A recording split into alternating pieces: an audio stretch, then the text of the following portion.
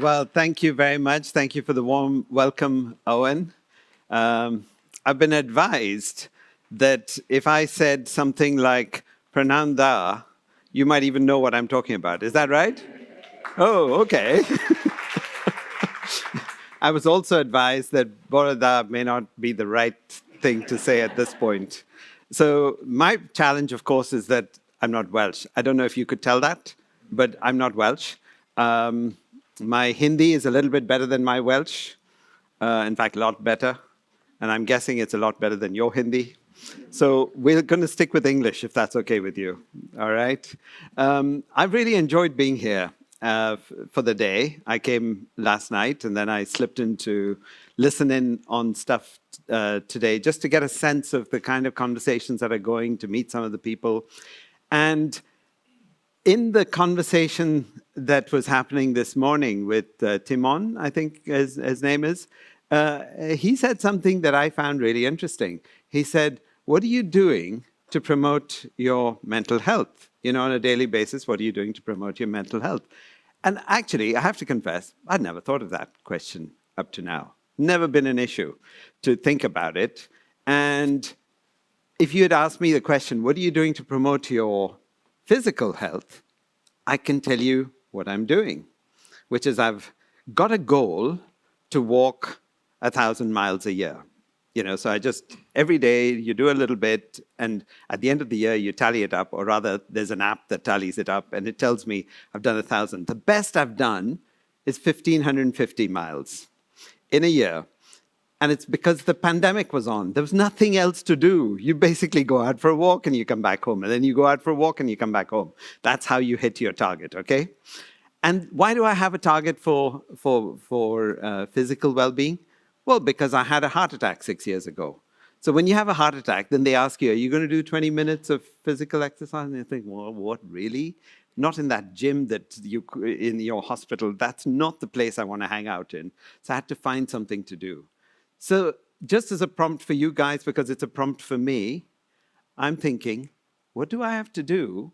I haven't had a crisis that's prompting me to think about what's my well-being issue and how am I dealing with it.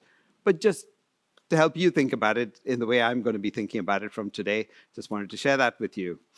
Now, it's really fun to be in a place where there are folks from all over, all kinds of disciplines, all kinds of geographies, and you even talk different languages, which is really neat. You know, I come from a country where there are something like 25 languages. These are official languages where I wouldn't even be able to understand the text or the script.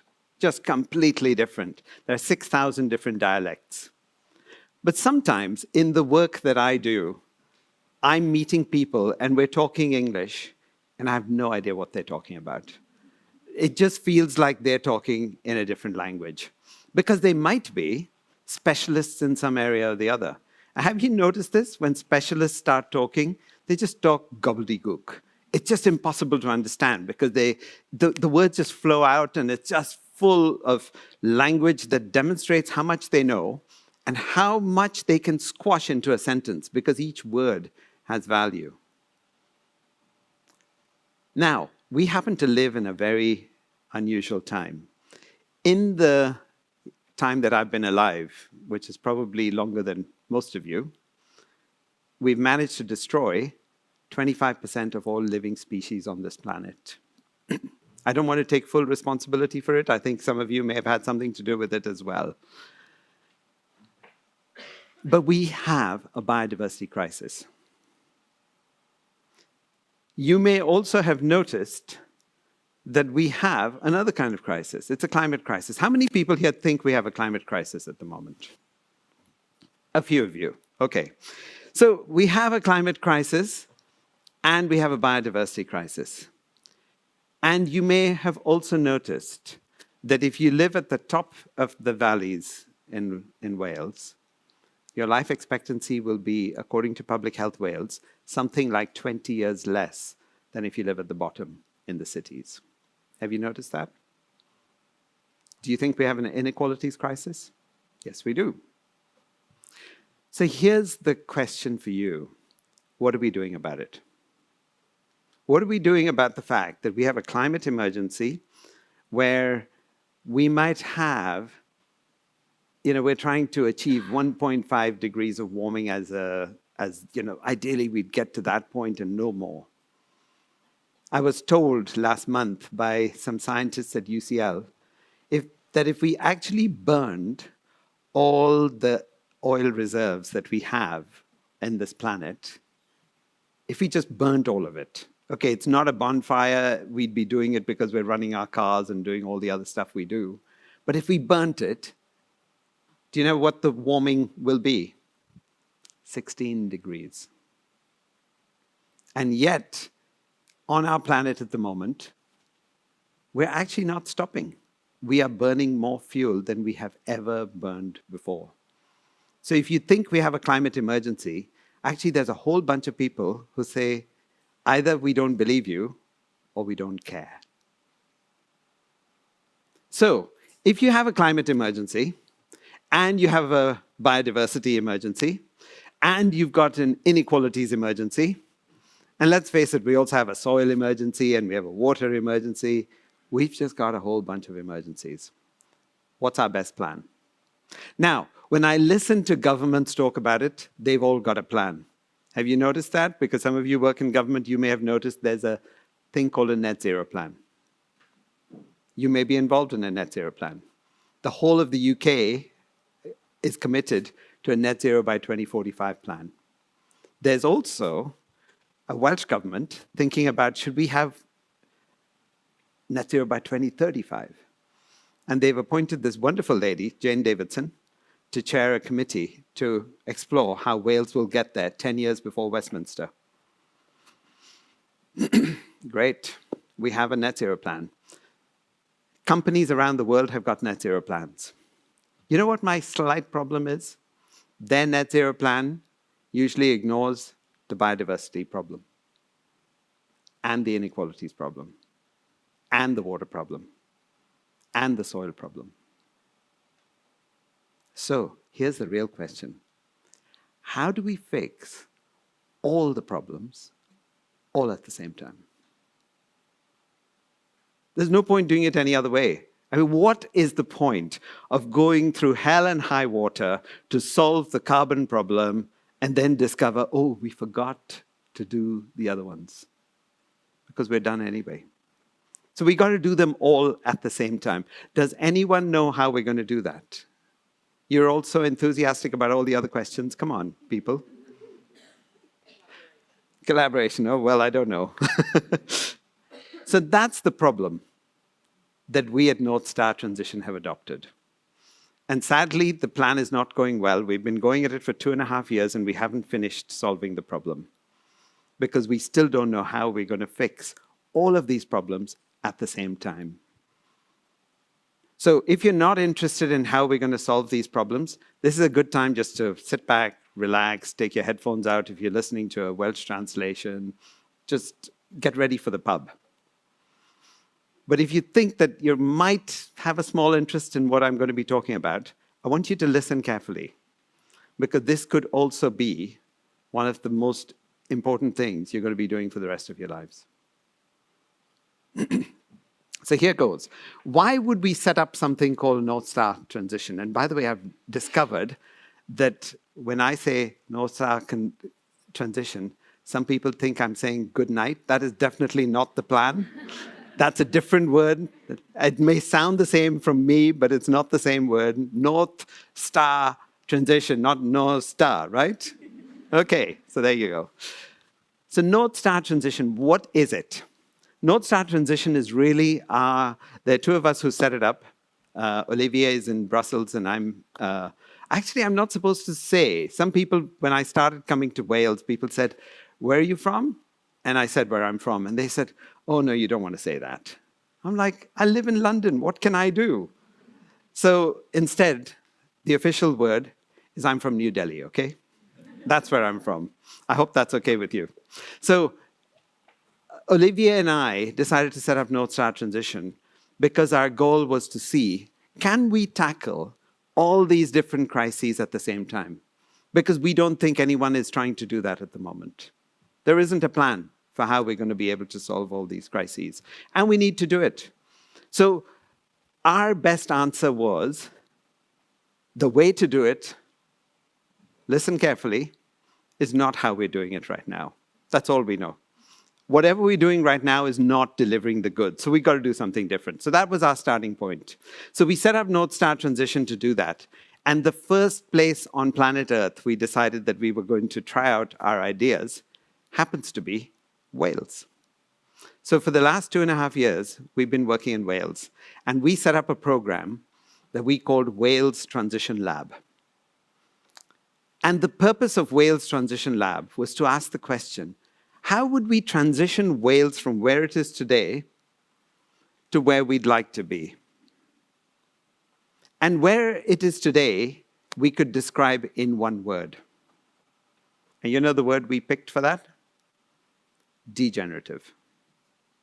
Now, you may say, who are you to come and tell us it's degenerative? I have a huge amount of confidence in the choice of word because degenerative is true of every single place on planet Earth that we've taken our business system to. Every place is degenerative because every place suffers from the outcomes of this system.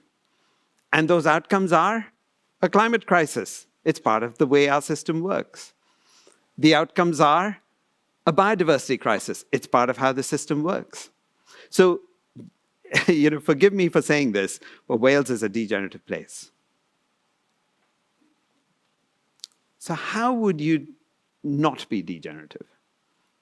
Can we imagine a Wales that is, well, what's the opposite of degenerative? Regenerative. Regenerative is actually a word I heard farmers talk about because they wanted to do regenerative farming. And regenerative farming just sounds like, what a neat idea. Why would you not want to do regenerative farming? Instead of destroying the land using chemicals and fertilizers and pesticides and all that kind of stuff, why not work with nature? And so that's their idea of regenerative farming. And I thought, that's a great idea. What if we could have a regenerative Wales? So what would a regenerative Wales look like? We thought, at the very least, we would need to connect 3 different parts of Wales. 3 different systems in Wales. 1, food. Secondly, health. 3rd, nature. Just think about it. These are 3 huge systems right across Wales. And the people who are involved in any one of those systems usually have no interest or no sense of agency or no desire to understand the impacts that they're having in the other systems. Let me give you an example. I was talking to the chief executive of Haltar. I'm probably saying it completely wrong, but I hope you know what I mean. This is a health board. And he said to me that in Wales, we have a £500 million bill every year for diabetes. Okay. And then he says to me, 2/3 of that is avoidable because it has to do with type 2 diabetes. And I was thinking, okay, so 500 million sounds like a big bill, but actually, if 2/3 of it is avoidable, that's good news. So next year, the bill is going to be lower, right? I mean, this is my simplistic thinking. Apologies, I've trained as an economist. I really don't get how numbers work. And he said to me, that is not the case. Every year, the number is higher. And do you know why it's higher? It's higher because the factors that cause the diabetes in the first place, the factors that cause someone to rock up at a surgery and say, I'm not feeling well, now tell me what's going on, and it turns out they have diabetes, it could do with their lifestyle. It could do with the food they eat. It could do with the way the food got processed before they ate it. It could do with the nutrient density of the crops that were used for the food. It could do with so many different factors. Guess how many of those factors the NHS is involved in right now? 0. So, of course, next year's bill is going to be higher. That's what I want you to see, is that we make choices on the food system, and we absolutely don't know. In fact, the people who are growing the food have no understanding of the health impacts of the food that they're growing. And they have no major appreciation of what they're doing to the land on which it's being grown. That's why food, health, and nature are completely separated from each other. What if we could connect them again?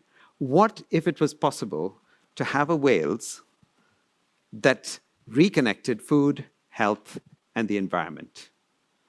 I'm calling that a regenerative Wales. Now, any of you want to live in that kind of Wales? I'm hoping some of you do. It turned out that when we started Wales Transition Lab, about 40 different organizations joined us. And they came from all these different corners: food, health, nature, but not just those three. We also invited local government and business and finance and insurance and so on into the mix. And we walked them through this process that we call a transition lab. So what's a transition lab? A transition lab is when you get people together who come from different corners of the system. Remember what I said, that when you get experts together, they just talk gobbledygook? They're not talking gobbledygook. They're talking sense, but to everybody else, it sounds like gobbledygook. So what happens when you get all these people from different corners of the system together? Do they even understand each other? Do they care? When one says one, did the other think two? You know, we have no idea how this translation service works. So we invited them to walk through this process that we call a transition lab.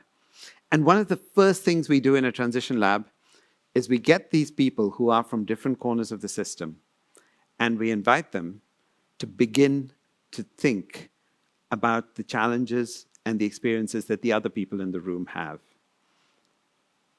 If you and I are going to have a chat, and you're going to tell me about the stuff that's really important to you, and I'm not even listening because, frankly, I could not care less. I'm waiting for you to stop because I want to tell you about my brilliant idea.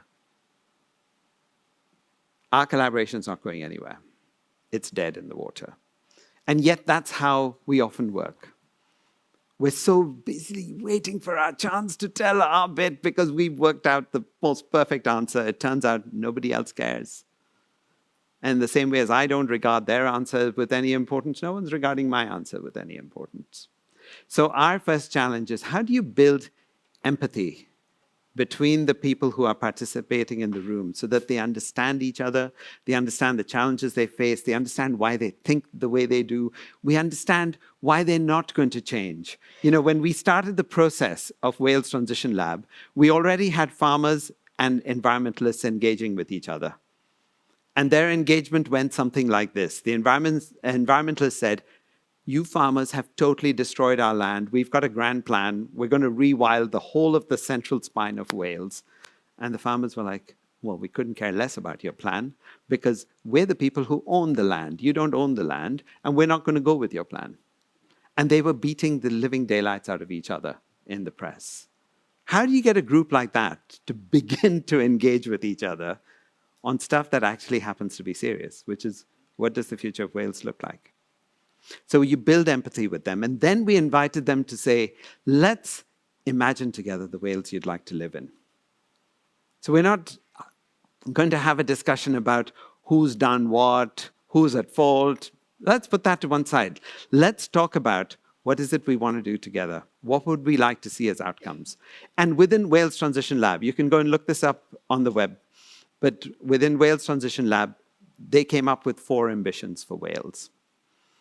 And just in case you're interested, because you live in Wales, you might want to know what these ambitions are. I won't tell you all of them, okay? I'll just tell you a couple, and then you can go look up the other 2 in case it's of any interest to you. But Wales Transition Lab came up with one ambition, which said, we want the air, soil, and water of Wales to be healthy for future generations. What do you think? Is that worth it? Is that a Wales you would like to live in? Some of you are nodding, the others aren't sure. Just to put this in context, to get to 100% healthy air, soil, and water in Wales, just remember this: Today, 8% of Welsh waterways are healthy. So all we want is to go from 8% to 100%. That's it. I know you laugh because you think, well, who on earth can do that? But you've got to have some ambition here, isn't it? So if we're going from 8% to 100%, by the way, just in case you're feeling bad about Wales right now, in England, there are no healthy rivers right now. That's what we've done to them. But if you want a 100% healthy river or 100% healthy soil or air, what do you have to do to get there? Another ambition. We want a food system that's optimized for the well-being of the people who eat the food and the health of the environment it was grown in. Well, what's different from today? I mean, isn't that what we have today? No, we definitely don't have that today. Today, we have a health system, a food system that is optimized for maximizing yield, regardless of the well-being of the people who eat the food, and regardless of the state of the environment in which it was grown. That's the honest truth about the food system that we have. Okay, so if these are the kinds of ambitions, that's great. You could say to me, that's a super talking shop, wonderful. Hope you guys had a good time. Now get out of the way because there's some real people doing some real things out here. No, we've got to press on. We can't stop now, can we? So how do we go to the next stage? So that's part of what we're doing in Wales Transition Lab. We picked one landscape within Wales, and that landscape happens to be the Wye and Usk catchment. Any of you live around the Wye and Usk? A few of you. So the Wye and Usk catchments, well, the Wye was announced last month by Theresa Coffey as being an ecological crisis. Can you imagine one of the most beautiful rivers in this country? It has 95% less salmon in it than it had 20 years ago. And I'm not claiming responsibility for any of that, because I'm not a fisherman or anything. But we've killed them. What do you do if you have a river that's an ecological crisis? So what we did was we asked the question, why? If you wanted the river not to be an ecological crisis, what do you have to do for that? So A, you have to know that you've got runoff from the soils on the farms getting into the river. Why do you have runoff? You have runoff because farming in Wales has become an intensive farming game. And 98% of the farmers use pesticides and chemicals.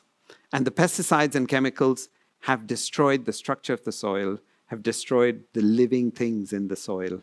And so all you have is dirt. So when the water lands as rain on the soil, it's no longer held by the soil as a sponge, as soil would do it when it's healthy. But instead it flows through, it floods downstream, it washes the soil into the rivers. And you end up with the stuff that's in the soil, which is all the nutrients, the nitrates and the phosphorus and so on, polluting the rivers. And now the rivers are dead. So how do you fix that kind of problem? You can't fix it by saying, let's put some cleaning devices in the water. You have to fix it by thinking about how the farming gets done. 98% of the farmers. So we're only talking about going from 2% to 100% there, okay? That's a scale of change we need to see happen. What else is happening? There are 24 million chickens that are reared on the banks of the Wye. And somehow, the poo from all those chickens, to use a polite word, ends up in the Wye. Also, De Cymru dump sewage in the rivers. Do you get a sense why the rivers have no chance? Do you see the problem we're facing? This is not about saying, let's just get somebody from the water industry here and we let them know that we want it sorted and then they go away and sort it out. It's not going to happen that way. You have to get the farmers. You have to get the chicken folk. So let's ask the question, how do you change this kind of system? So here's what we're doing.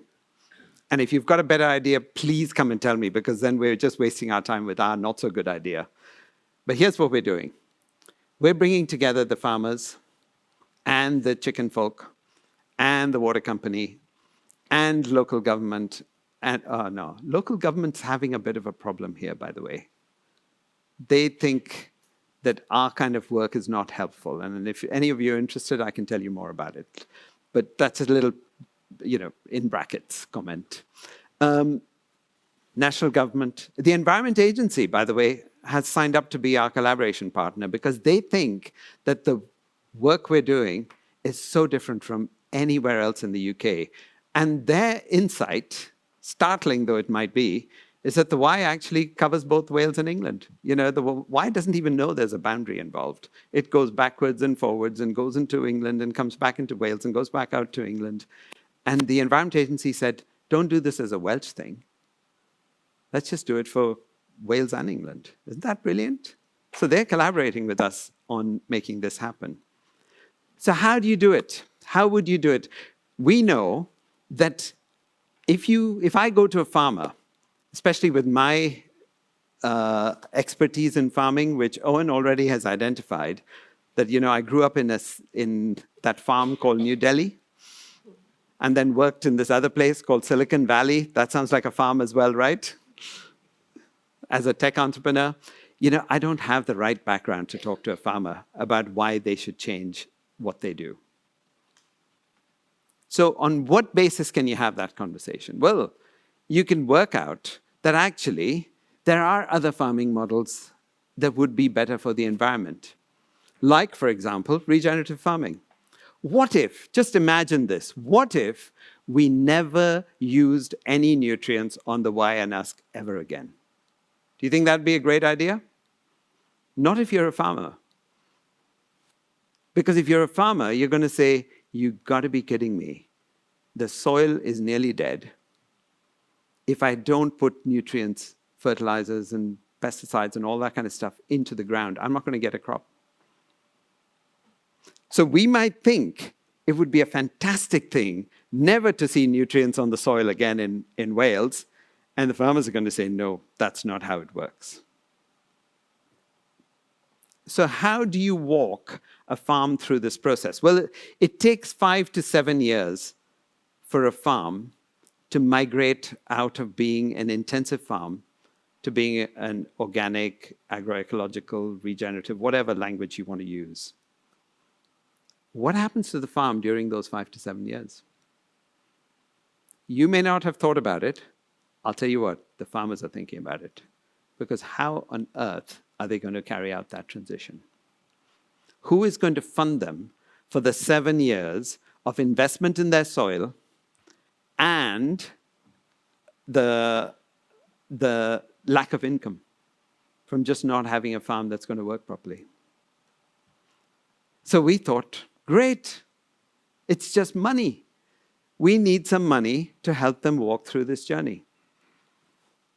Now, I happen to have been involved in the development of something called the Integrated Reporting Framework, which some of you, if you're in the water industry, you would know as being the 6 Capitals framework. And part of the benefit of being involved in that, and now there are something like 2,500 global corporations that use the framework I was involved in developing, is that some of them are still willing to talk to me. So when I know that I need a bunch of money to fund up to 10,500 farms in South Wales to shift their farming practice, I decided just to call a few friends. So I went to a few of the SIFI institutions around the world. Do you know what SIFI stands for? It means systemically important financial institutions. So this means just really, really big institutions. They're global institutions. And went to them and said, have you ever funded £1 billion worth of landscape transformation anywhere in the world? No, never done it. Just to put it in context, for them, $1 billion is not a large sum of money. There are 450 financial institutions that have said we need to put our money into climate finance. And the money they've committed for climate finance, in case any of you are worried about, there might be a shortfall in your budgets, you might want to think about this. The amount that they've committed, when you add up all the 450 promises, happens to be $146 trillion. So in case you think we're lacking some of the money that's needed, some of it is there. And yet, not one of them has spent $1 billion on landscape transformation. So what it should tell you is they've made all the promises, and so far none of the money has been spent. So we go to them to say, what about South Wales? What if we could transform South Wales? Not put a few trees in, but imagine the entire landscape of the Wayanas catchment are now sequestering carbon. They're holding water as they should. What if? And they're like, wow, can it be done? Yeah, we can. So now that's the conversation we've got. And 11 institutions are working with us to work out how they will put something like £1 billion into enabling that. Are we going to get to a regenerative Wales? I have no idea. But wouldn't it be cool if in Wales we worked out how these institutions can spend their money, because this is a global problem? Wouldn't it be cool if where we started the Industrial Revolution on planet Earth also gets to be the place where we work out how we're going to transform back our landscapes? So I'm really excited about the fact that when you get these people together who come from different corners of the system, they don't speak each other's language.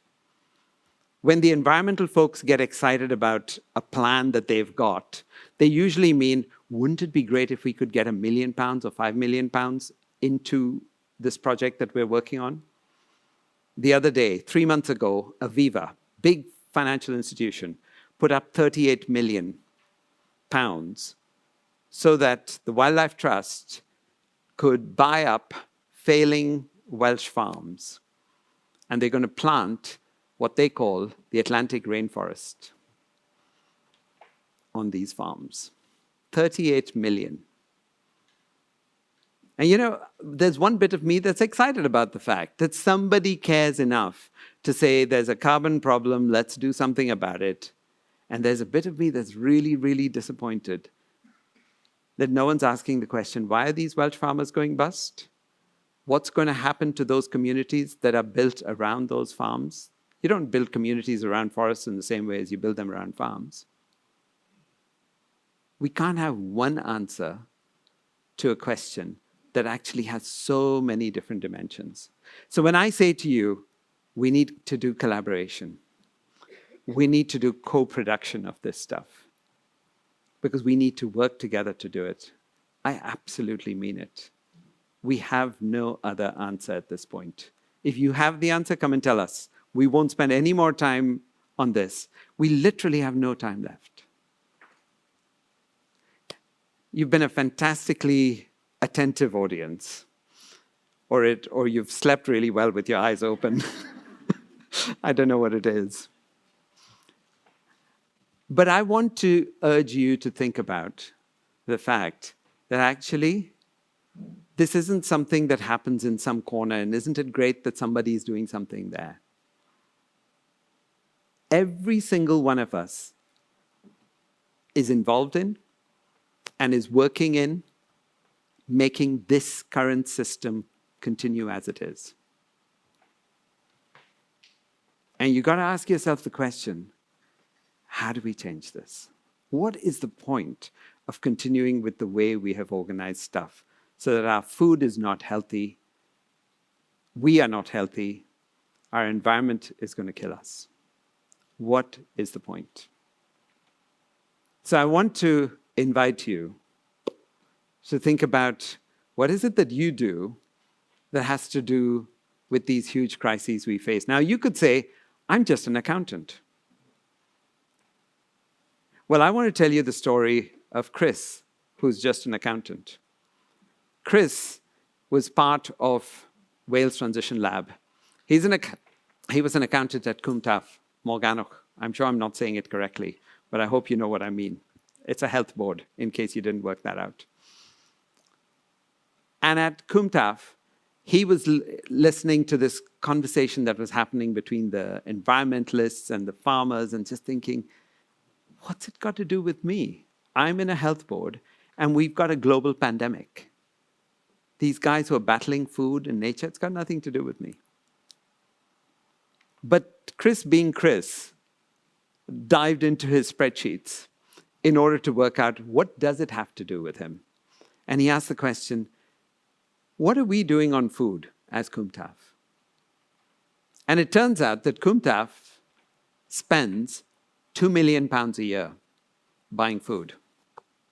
Who's the food for? Hospital patients. And he asked the question, how much of that 2 million is going to these farmers that he was meeting in Wales Transition Lab?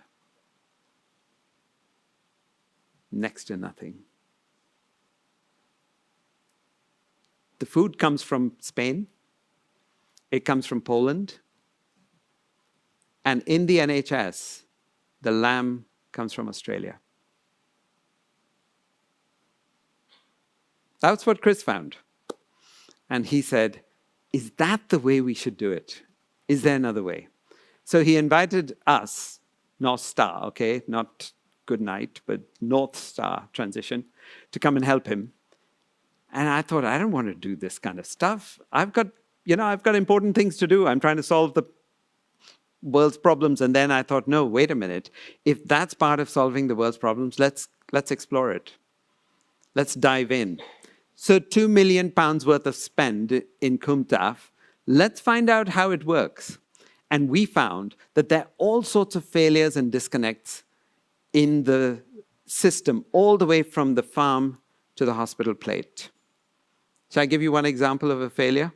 I think of it as a failure. But we met a farmer in Pembrokeshire who does cauliflowers.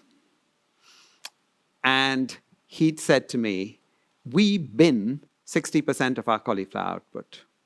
What do you think of that? 60% of his cauliflower output binned. So I was like, wow, why? Is it too small? He said, no, it's too big. Because in our system, whatever the system is, if Tesco can't get 6 cauliflowers in its box, it's not going to take the cauliflowers. So it wants 6 cauliflowers of a particular size. And his cauliflowers are too big. So they get binned. And I thought, wow, wonderful opportunity. The NHS can take those cauliflowers.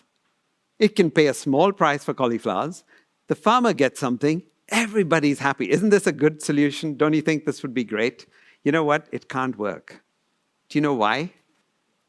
Because there's something called an All Wales menu. The All Wales menu determines what will be bought by the health board and when. And when my Pembrokeshire farmer has brassicas in his field, NHS is not buying cauliflowers. So I'm sorry, we continue binning the cauliflowers. So we just found loads and loads of challenges all along the way where the system could just be different. And Welsh government came back to us to say, this is Department of the Treasury Department. And they said, what you found out for one hospital is true of the entire NHS. And it's true of the schools and social care. So you know what the bill is across Wales for all that food? 97 million. Think of it this way. We are buying 97 million pounds worth of food, the cheapest food possible, which is possibly not great for the people who are eating it, which is sick, elderly, and the kids. And when we've finished buying the food, the farmers are in strife, and we need to pay a subsidy to sort out their farms. And we've destroyed the land, and we'll then have to fix the problem there. This 97 million pounds worth of food costs a hell of a lot more than 97 million. But it's the cheapest food we can buy for our system. You might be part of this kind of thinking in what you do. Look at it this way as well. What if Welsh Government, which is already spending 97 million pounds a year on really rubbish food, actually there's a silver lining here.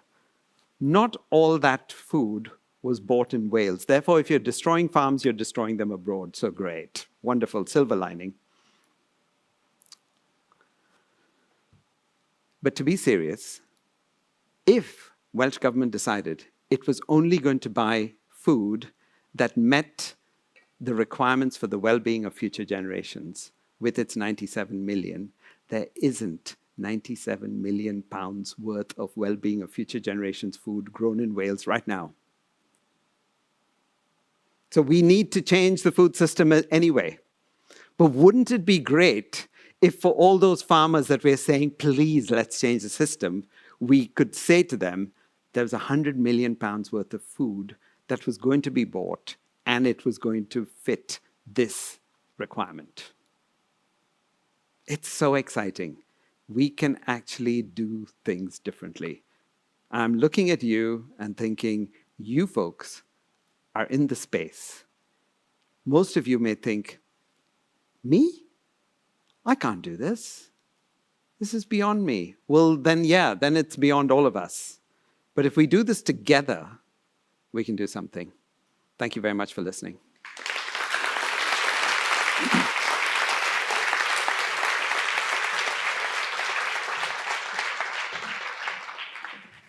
Thank you. Thanks, Jyoti. Right, we've got a few questions in, so I'll probably dive straight in. The first question we've got here is, do you face barriers from pharmaceutical companies in Wales, i.e. those who sell diabetic drugs? There's an early question. Mm-hmm. And if not currently, how do you tackle this? So I suppose the question, you could broaden it a bit. How do you tackle the vested interest? Because everywhere you do it, you've all faced it. Whenever we try and do something, there's always some vested interest that we're trying to overcome. Can you give us an example or perhaps a thought about that? Yeah, so we haven't really had much by way of pharmaceutical companies engaging.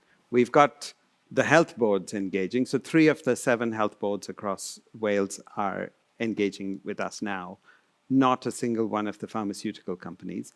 But we do have food companies. So, for example, Tesco is interested in what's happening.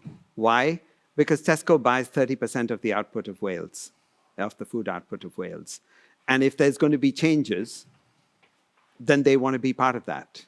And it's really interesting to have a conversation with Tesco about this. So if we're going to have a discussion with farms or any vested interest, we have to walk the journey with them. Because if they simply walk away from us, that's the end.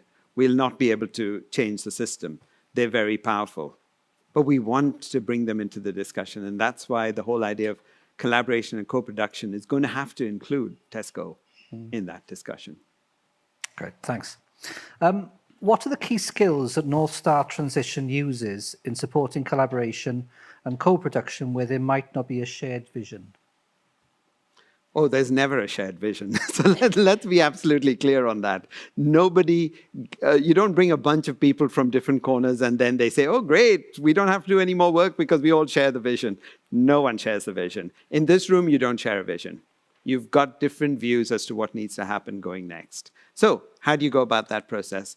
We do this in a variety of ways, but one element for us that's really important is just working out who are the stakeholders who are being impacted by the processes, by the degenerative outcomes that are happening there. So if we can identify who they are, let's bring them into the room. It may not be comfortable having them there, but let's bring them into the room because we need them to be involved in shaping the discussion. Once we get them there, we work with UCL's Climate Action Unit. It's an absolutely wonderful outfit within UCL, which brings together the climatologists, but also behavioral scientists and even poets and business people and so on, because they're trying to work out how do we change what we're doing on climate issues. And we work with them to create this sense of empathy amongst the people who work. Once you have empathy, you can then ask the question, so what do you think our outcomes should look like? And that's when the common ambitions come into play. Things like we want to see 100% air, soil, and water being healthy for future generations. When you get people to a place where they've said, that's our ambition, it's much easier to say, okay, how are we going to get there? We're not beating each other up for who did what to cause the problem we have. We're all accepting. We've all been involved in the fact that we are only at 8%, not 100%. So we walk that journey of trying to define the ambitions. Once you define the ambitions, we can then work out what are the actions that would get there. Kind of what I've described with what we're doing on the why and the ask. And then where will the resources come from? And once you get a big enough group who understand what needs to happen, then you can actually start to act on it. So it's really exciting to see the development of a vision from just a couple of people thinking about it through to now potentially thousands of organizations engaged on it. Great, thanks. I'll come back to these. Are there any questions in the room? My name's Rebecca. I work for the Welsh Government and I'm a farmer's wife. Welcome. Thank you. And I actually, no, what is the word? Croeso is, I think, what I see out there. Is that it? Yeah, that's it. Okay, there you go. and my husband practices regenerative farming. Yeah. Just outside of Cardiff. So our experience has been dynamic and exciting, and I'd love to connect with you on it. But we also recognise that part of that journey is producing less, as in we've got a stocking rate that is less than you would do commercially, and that we are positioning our product, our meat, as a sort of Waitrose brand, and we actually have one of the people we regularly sell meat to is here in the room. Hey, Yeah. hello. Shout out for farmers. You can pay the £10 now. So, but Oh, okay.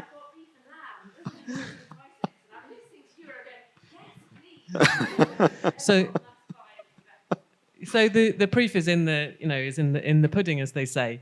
But how do you tackle that challenge of actually feeding the numbers of people and also the cost dynamic that's in it? So you kind of touched on it when you talked about chickens and Tesco's, but what's your response on that?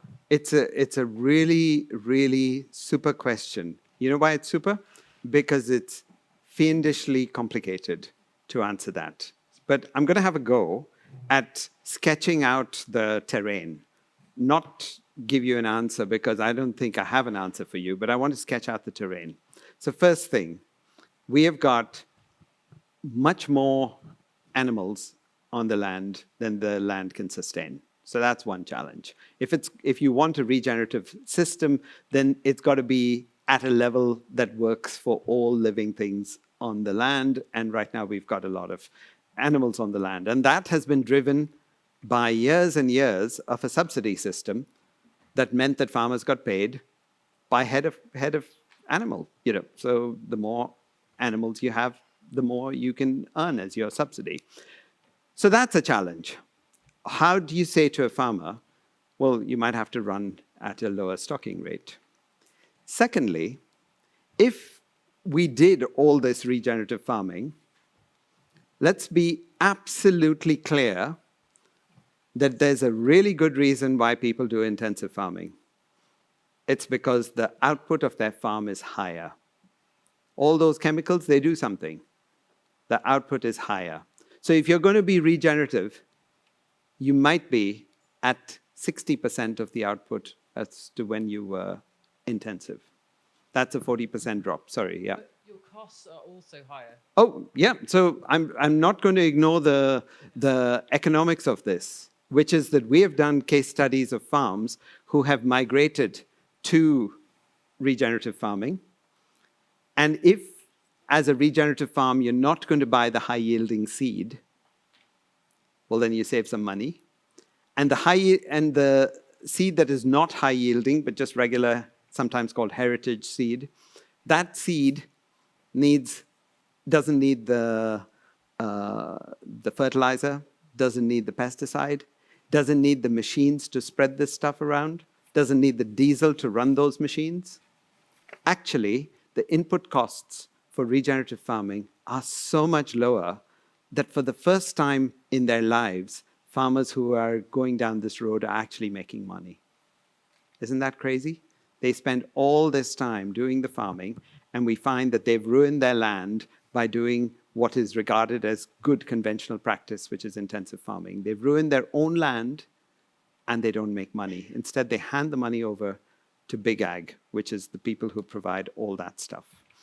Now, what do we do if we have only 40%, if we've lost 40% of our output?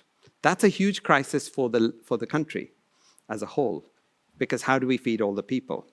But I want to balance that with a couple of other facts. We throw away 50% of the food that we have in this country. So that's one interesting issue. How do we bring that into play? We can't talk about just reimagining farming without also talking about what happens at the consumption level. And Henry Dimbleby's report, which is now largely ignored by Westminster and is not going anywhere on the future of farming, says that 88% of British farms are producing food for animals. So let's also ask the question, how much food do we want for animals? How much will animals feature in our consumption? How much will meat feature in our consumption? It's not an answer that I want to be able to give you, because my answer is the wrong answer for everybody else. But it's the kind of conversation we need to have. But thank you for your question. Right, we've got time for one more question. So if you excuse me, I'm going to pick one from here. It's quite a nice question. I think one of the things, when you hear about huge challenges, it's quite easy to get quite depressed about it. Depression, anger, you can say what you want. Welcome to my last 2.5 years. But I think, the beauty is through activity and through energy, you can deliver great things. So I'm going to ask this last question, really. Have you come across any examples of great innovative regenerative farming or collaboration in Wales that will give us a bit of hope? Oh, I think I've already started answering that question, which is to say there are farmers who are doing some really interesting things. And not just in Wales, but across England and Scotland and other parts of the world as well. In fact, let me answer this question by picking an example from somewhere far away. I'm going to pick Montana, because Bob is a farmer in Montana, and he decided he was not going to be a farmer. He grew up in a farming family. His grandparents started the farm in Montana. Do you know when they started it? In 1913. Can you imagine? The first farm in Montana in that area was in 1913. It just seems daft. My grandparents were alive at the time when this happened. But his grandparents moved to that bit of Montana because the farm that they had further east in America had become a dust bowl. So they just keep going west, looking for places they can farm. And now Bob gets a phone call from his parents to say, you need to come home. Bob was a chemist. He was a professional chemist. He had a PhD in chemistry from the University of California. He was deciding never to be a farmer. And his parents called to say, we're in real trouble. You need to come home and help us. He goes home and he discovers that his parents are chemists. That's what they do. They're not farmers, they're chemists. They're running a chemist shop. And he decides that's not how we're going to do it, because he's a professional chemist himself. And he says, I'm going back to biology. And so he reimagines his farm, and he discovers that when he goes to his seed provider to say, can I have some, of this heritage seed, some of this non-GM, et cetera, seed, the guy said, but why are you doing that? Your parents have always bought this other seed. You don't want to go and change. He said, no, I want to change, and I want this heritage seed done. And the person said, oh, you know what?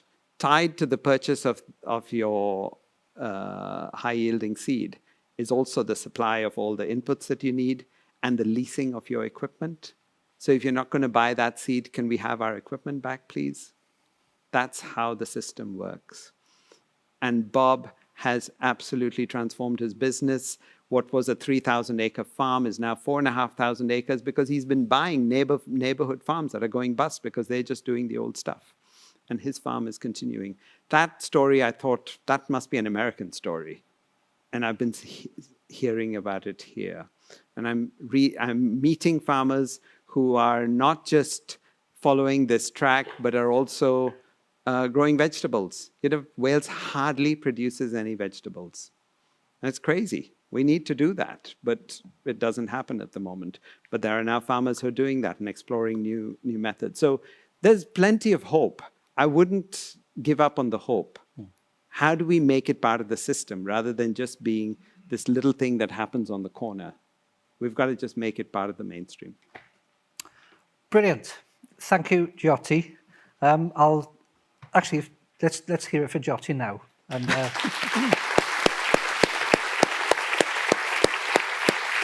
well,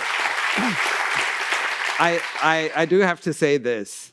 It's the first phrase in Welsh that I learned, and it's absolutely not going to fit this setting. But for all of you, for the whole year, Nadolig Llawen.